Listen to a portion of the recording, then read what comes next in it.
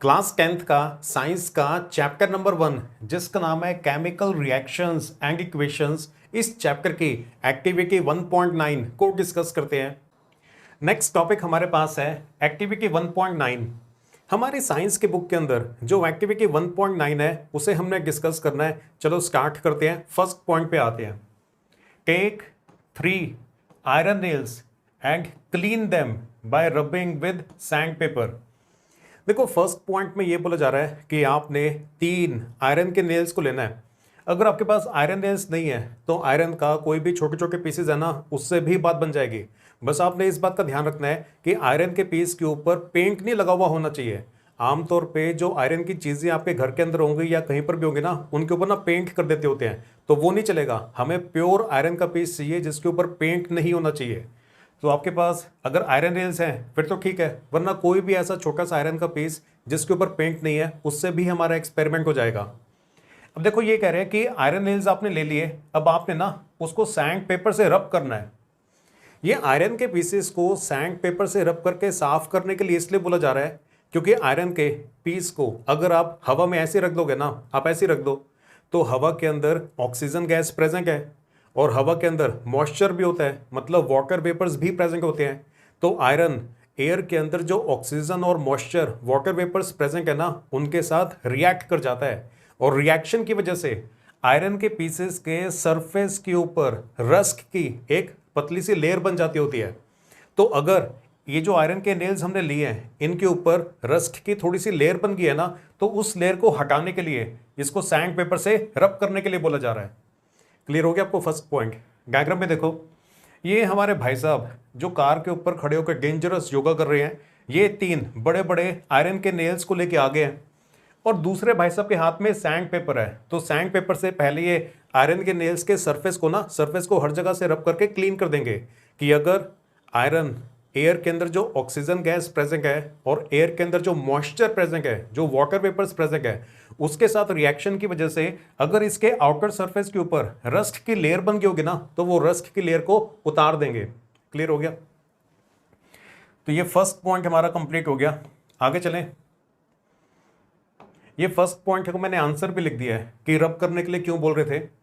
Iron articles when remain exposed to moist air for a long time, then a brown non-sticky rust is formed on their surface। Iron की चीज़ों को, iron के बने हुए कोई भी आर्टिकल्स आपके पास हैं, उनको अगर आप हवा के अंदर रख दोगे ना फॉर लॉन्ग टाइम, तो उनके सरफेस के ऊपर ब्राउन कलर की नॉन स्टिकी, मतलब जो रस्ट होता है वो चिपचिपा नहीं होता, नॉन स्टिकी होता है, ब्राउन कलर की एक लेयर बन जाती होती है रस्ट की। उसी को हटाने के लिए सैंड पेपर से रब करना था। रिएक्शन ये है इसकी, iron reacts with oxygen and moisture. Moisture का मतलब है हवा के अंदर जो वाटर वेपर्स प्रेजेंट होते हैं उनके साथ, तो रिएक्शन की वजह से रस्ट बन जाते होते हैं, इसी को रस्टिंग भी कहते हैं। क्लियर हो गया फर्स्ट पॉइंट? आगे चलें, सेकंड पॉइंट पे आते हैं। तो सेकंड पॉइंट में ये बोला जा रहा है, take 2 test tubes mark A and B. आपने ना 2 टेस्ट ट्यूब्स लेनी है और एक के ऊपर ए और दूसरे के ऊपर बी लिख देना है। In each test tube take 10 ml of copper sulphate solution. तो ठीक है, हमने 2 टेस्ट ट्यूब लेने थे, तो इन भाई साहब को आप देख रहे हो, ये बड़े बड़े साइज के 2 टेस्ट ट्यूब लेके आ गए हैं। अब टेस्ट ट्यूब के ऊपर ना आपने मार्किंग भी करनी है, या तो आप एक छोटा सा लेबल चिपका दो, ये टेस्ट ट्यूब के ऊपर ए का लेबल, दूसरे के ऊपर बी का लेबल, या फिर आप मार्कर से इसके ऊपर ए और इसके ऊपर बी लिख दो। और दोनों के दोनों टेस्ट ट्यूब के अंदर कौन सा सॉल्यूशन है? Copper sulphate. दोनों के दोनों टेस्ट ट्यूब के अंदर आपने स्मॉल क्वांटिटी के अंदर कॉपर सल्फेट सॉल्यूशन लेना है। जो कॉपर सल्फेट है वो ब्लू कलर का होता है, copper sulphate solution blue colour का होता है। तो दोनों के दोनों टेस्ट ट्यूब के अंदर आपने कॉपर सल्फेट सॉल्यूशन लिया है और जो कॉपर सल्फेट सॉल्यूशन है वो ब्लू कलर का होता है। ये कॉपर सल्फेट का फॉर्मूला होता है CuSO4, और टेस्ट ट्यूब के ऊपर ए और बी ऐसा लिख देंगे। ठीक है जी, सेकंड पॉइंट हो गया। आगे चलें, थर्ड पॉइंट पे आते हैं।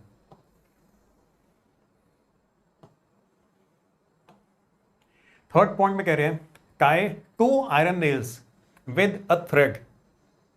अब आपने एक धागा लेना है, धागे से आपके पास 3 आयरन नेल्स थे ना, उनमें से 2 आयरन के नेल्स को आपने आपस में बांध देना धागे से। ये देखो, tie 2 iron nails with a thread and immerse them in copper sulfate solution in test tube B for 20 minutes. Keep one iron nail aside for comparison.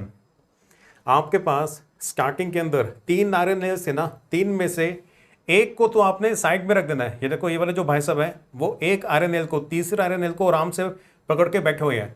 जो बाकी के 2 आयरन नेल्स है ना उनको पहले आपने धागे से बांध देना है और उसके बाद टेस्ट ट्यूब बी के अंदर जो कॉपर सल्फेट सॉल्यूशन है उसके अंदर इमर्स करना है, मतलब उसके अंदर डुबो देना है।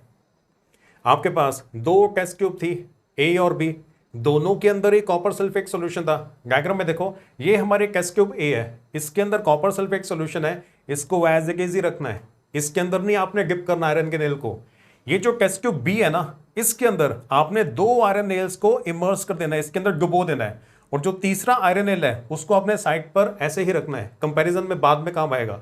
देखो यहाँ पे जो टेस्ट ट्यूब बी है ना इसके अंदर रिएक्शन होगी, और ये जो टेस्ट ट्यूब ए है ये भी कंपैरिजन के लिए रखी हुई है, और ये जो तीसरा आयरन का पीस है इसको भी कंपेयर करने के लिए रखा हुआ है कि यहाँ पे आयरन के पीसेस के अंदर किस तरह के चेंजेस आएंगे। क्लियर हो गया?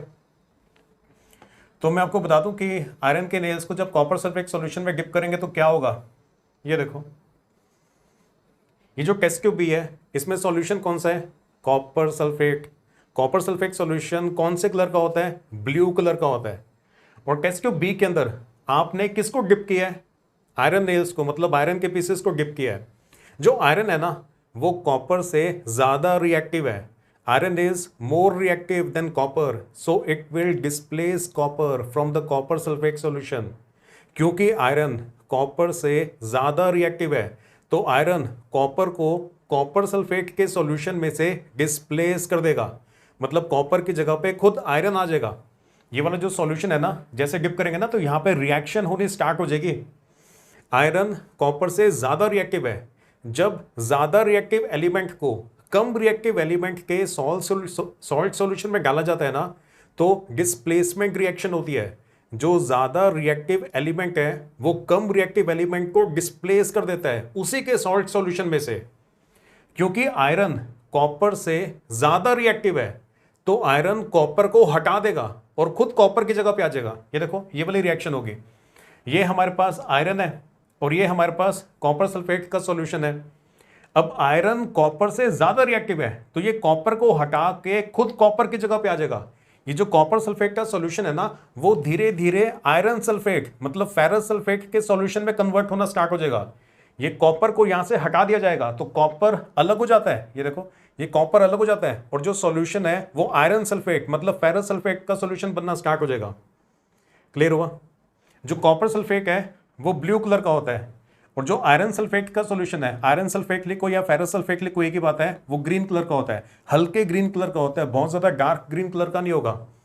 तो ये वाली रिएक्शन होगी, यहाँ पे डिस्प्लेसमेंट रिएक्शन होगी। क्लियर हुआ? दोबारा से बताता हूं, 1-2 पॉइंट्स अभी इसके अंदर और है। आयरन कौन से कलर का होता है, ग्रे कलर का होता है। ज्यादातर जो मेटल्स है ना वो ग्रे कलर के ही अलग अलग शेड के अंदर होते हैं, तो जो आयरन है वो ग्रे कलर का होता है। आयरन को आपने इसके अंदर डिप किया कॉपर सल्फेट के अंदर, क्योंकि आयरन कॉपर से ज्यादा रिएक्टिव है। Since iron is more reactive than copper so it will displace copper from copper sulphate solution. Iron copper sulphate solution में से कॉपर को हटा देगा, खुद उसकी जगह पे आ जाएगा, जिसकी वजह से ये जो सॉल्यूशन है ना वो धीरे धीरे कॉपर सल्फेट से फेरस सल्फेट में कन्वर्ट होता जा रहा है। कॉपर सल्फेट से सॉल्यूशन आयरन सल्फेट में कन्वर्ट होता जा रहा है और इसका जो कलर है वो धीरे धीरे चेंज होना स्टार्ट हो जाएगा। पहले जो कॉपर सल्फेट सॉल्यूशन है वो ब्लू कलर का है, धीरे धीरे ब्लू कलर की इंटेंसिटी कम होनी स्टार्ट हो जाएगी।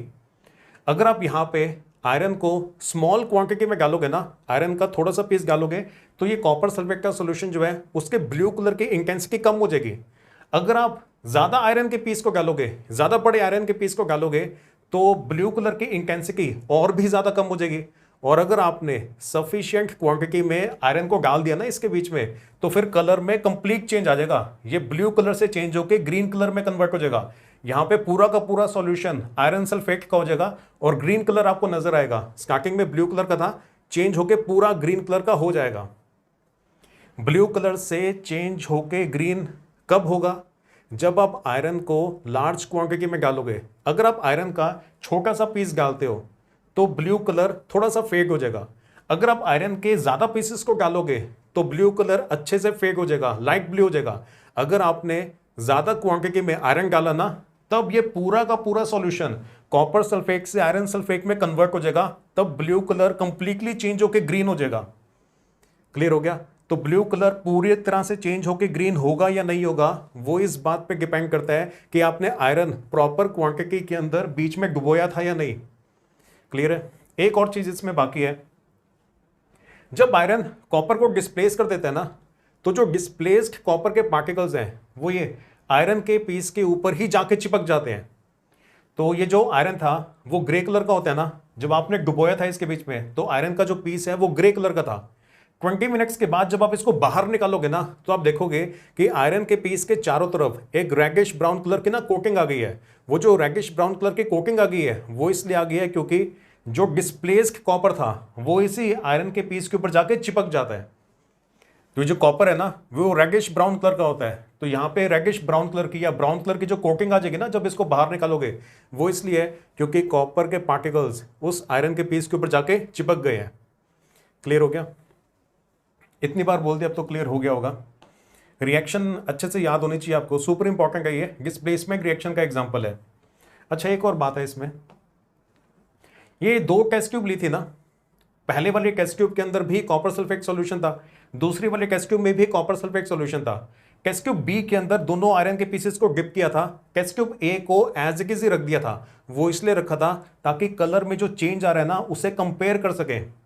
यहां पे आयरन लिए स्मॉल क्वांटिटी में, सिर्फ 2 आयरन के नेल्स को लिए छोटे छोटे, तो यहां पे जो कॉपर सल्फेट का सॉल्यूशन है उसका ब्लू कलर फेड हो जाएगा। तो जब आप कंपेयर करोगे ना, रिएक्शन स्टार्ट होने से पहले दोनों के अंदर कॉपर सल्फेट का जो ब्लू कलर है वो एक जैसा था, अच्छा खासा ब्लू कलर होता है कॉपर सल्फेट का ना। तो टेस्ट ट्यूब ए में तो कुछ भी नहीं किया, उसमें ब्लू का ब्लू कलर ही रहेगा। टेस्ट ट्यूब बी के अंदर ब्लू कलर फेड हो जाएगा, और ब्लू से पूरा ग्रीन लेके आना है तो ज्यादा क्वांटिटी में आपको आयरन डालना पड़ेगा। सफिशिएंट क्वांटिटी में अगर आयरन है फिर तो कलर ब्लू से पूरा चेंज होके ग्रीन होगा ही होगा। ये वाला पॉइंट क्लियर हो गया। और ये आखिरी बात, जो थर्ड पीस है उसको, थर्ड आयरन के पीस को इन भाई साहब के पास संभाल के इसलिए रखा था ताकि कलर को कंपेयर कर सके। 20 मिनट्स के लिए डिप किया था ना, 20 मिनट्स के बाद जब आप इस बी में से, टेस्ट ट्यूब बी में से आयरन के पीस को बाहर निकालोगे, तो ये वाले जो दोनों आयरन के पीस है ना उनके ऊपर तो रेडिश ब्राउन कलर की कॉपर की लेयर आ चुकी होगी। जो कॉपर यहां से डिस्प्लेस हुआ था ना वो आयरन के पीस के ऊपर जाके ही चिपक जाता है, डिपॉजिट हो जाता है। तो इन दोनों को जब बाहर निकालेंगे इनका कलर चेंज हुआ पड़ा होगा। ये आयरन तो ग्रे कलर का होता है, लेकिन उसके ऊपर रेडिश ब्राउन कलर की कॉपर के पार्टिकल्स आके चिपक जाते हैं, तो उसकी कोटिंग आ गई है। तो ये जो थर्ड पीस है ना जो भाई साहब के पास संभाल के रखा हुआ था, ये ग्रे कलर का होगा। इन दोनों को जब बाहर निकालेंगे 20 मिनट्स के बाद, तो इनका कलर चेंज हो चुका होगा। क्या हो जाएगा? रेडिश ब्राउन हो जाएगा। क्लियर हो गया आपको? अब हमने सारे पॉइंट्स कवर कर लिए हैं इसके ना। आगे चलें, नेक्स्ट पॉइंट में देखें क्या पूछा जा रहा है। फोर्थ पॉइंट में कह रहे हैं after 20 minutes take out iron nails from copper sulphate solution. इसमें कह रहे हैं कि 20 मिनट्स के बाद जो आपके आयरन नेल्स है ना उन्हें कॉपर सल्फेट सॉल्यूशन में से बाहर निकाल लो। तो बाहर निकालेंगे तो क्या ऑब्जर्वेशन होगी कि उनका कलर चेंज हो चुका है। आयरन नेल्स ग्रे कलर के होती हैं स्टार्टिंग में, डिप करके 20 मिनट्स के बाद जब बाहर निकालेंगे तो उसके ऊपर रेडिश ब्राउन कलर की कोटिंग आ गई होगी क्योंकि कॉपर के पार्टिकल्स चिपक गए हैं। और नेक्स्ट फिफ्थ पॉइंट में कह रहे हैं compare the intensity of blue colour of copper sulphate solution in test tube A and B. ये देखो, टेस्ट ट्यूब ए और टेस्ट ट्यूब बी दोनों के अंदर कॉपर सल्फेट का सॉल्यूशन था ना। Copper sulphate solution blue colour का होता है। अब ब्लू कलर की इंटेंसिटी को कंपेयर करने के लिए बोला जा रहा है, क्योंकि यहां पे जो टेस्ट ट्यूब ए है उसमें तो अच्छा खासा ब्लू कलर होगा क्योंकि टेस्ट ट्यूब ए के अंदर हमने आयरन के पीस को डाला ही नहीं था। लेकिन टेस्ट ट्यूब बी के अंदर जो ब्लू कलर है वो फेड हो जाएगा। अच्छा, ये क्लियर है ना कि ब्लू कलर फेड होगा या पूरे तरीके से ब्लू से चेंज होकर ग्रीन हो जाएगा। अब ब्लू फेड होगा या ब्लू ग्रीन में कन्वर्ट हो जाएगा, वो आयरन कितना आपने डाला है उस पर डिपेंड करता है। सफिशिएंट क्वांटिटी में आयरन के पीस को डालेंगे फिर तो कलर पूरा चेंज होकर ग्रीन हो जाएगा। स्मॉल क्वांटिटी में छोटे छोटे आयरन के पीसेस को डालोगे तो ब्लू कलर फेड हो जाएगा। फेड तो होता हुआ आपको पक्का नजर आएगा। क्लियर हो गया? तो ये हमारा फिफ्थ पॉइंट था। इसके आंसर के अंदर आप ऐसे लिखोगे intensity of blue colour in test tube B decreases.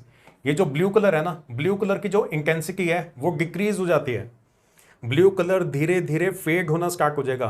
Clear?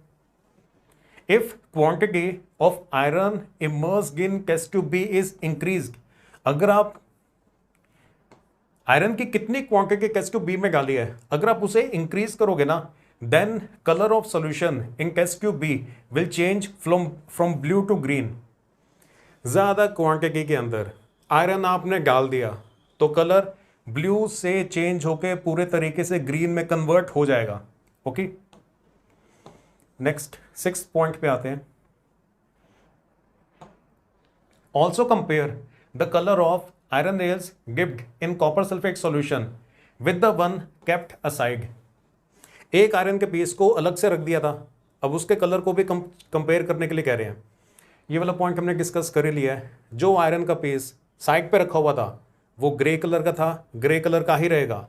जिन दो आयरन के नेल्स को कॉपर सल्फेट सॉल्यूशन में डिप किया था, डिप करके जब आप उनको बाहर निकालोगे उनका कलर चेंज हो चुका होगा, ग्रे से चेंज होकर वो रेडिश ब्राउन कलर के नजर आ रहे हैं। वो इसलिए क्योंकि उनके ऊपर कॉपर की एक लेयर आ गई है, कॉपर के पार्टिकल्स जो डिस्प्लेस हुए थे ना वो आयरन के ऑब्जेक्ट के ऊपर जाके चिपक जाते होते हैं।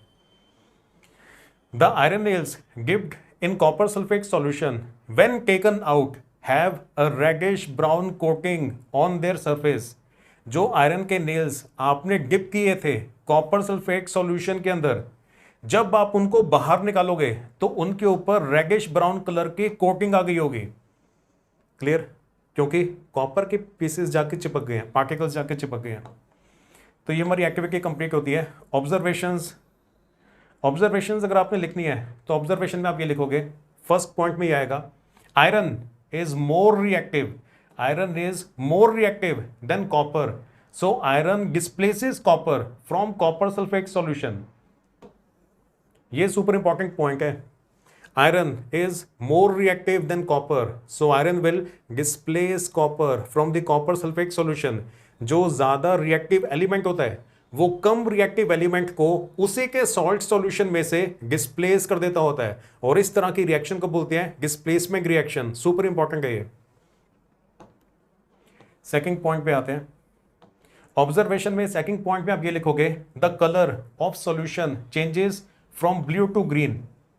सॉल्यूशन का जो कलर है वो ब्लू से चेंज होकर ग्रीन हो जाएगा। स्टार्टिंग में था कॉपर सल्फेट जो कि ब्लू कलर का होता है, कॉपर सल्फेट का सॉल्यूशन चेंज हो गया है, अब वो आयरन सल्फेट बन गया है। आयरन सल्फेट बोलो या फेरस सल्फेट बोलो एक ही बात है, और ये ग्रीन कलर का होता है। तो सॉल्यूशन में ब्लू से कलर चेंज होकर ग्रीन हो जाएगा। क्लियर? ऑब्जर्वेशन में थर्ड और लास्ट पॉइंट में आप ये लिखोगे, displaced copper gets deposited on the outer surface of iron nails। ये जो displaced copper है ना, ये देखो कंटेनर के अंदर कॉपर सल्फेट का सॉल्यूशन था, आपने आयरन की रॉड को इसके अंदर डिप कर दिया, तो जो आयरन है वो कॉपर को डिस्प्लेस करेगा। तो जो डिस्प्लेस्ड कॉपर है वो ये आयरन का जितना हिस्सा अंदर डूबा हुआ है ना, उतने हिस्से के ऊपर कॉपर के पार्टिकल्स आके चिपकना स्टार्ट हो जाएंगे। तो जब आप इस रॉड को बाहर निकालोगे तो जितना हिस्सा इसका अंदर डूबा हुआ था उतने हिस्से के ऊपर रेडिश ब्राउन कलर के कॉपर के पार्टिकल्स आके चिपक गए हैं। तो बाकी का हिस्सा जो बाहर था वो तो ग्रे कलर का था, ग्रे कलर का ही रहेगा। जितना हिस्सा अंदर डूबा हुआ था वो उसका कलर चेंज होके रेडिश ब्राउन हो जाएगा, क्योंकि कॉपर रेडिश ब्राउन कलर का होता है, उसके पार्टिकल्स आके इसके ऊपर चिपक गए हैं। क्लियर हो गया? तो ये वाले 3 पॉइंट्स लिखने हैं। और ये जो कॉपर के पार्टिकल्स चिपके हैं ना, इसे डिस्प्लेस्ड कॉपर या डिस्प्लेस्ड कॉपर पार्टिकल्स बोलेंगे। Displaced copper gets deposited on the outer surface of iron nails। यहाँ पे तो मैंने रॉड बना दी, आपकी एक्टिविटी में तो आयरन नेल बोला हुआ था ना, तो आयरन नेल के आउटर सरफेस के ऊपर कॉपर के पार्टिकल्स आके चिपक जाएंगे।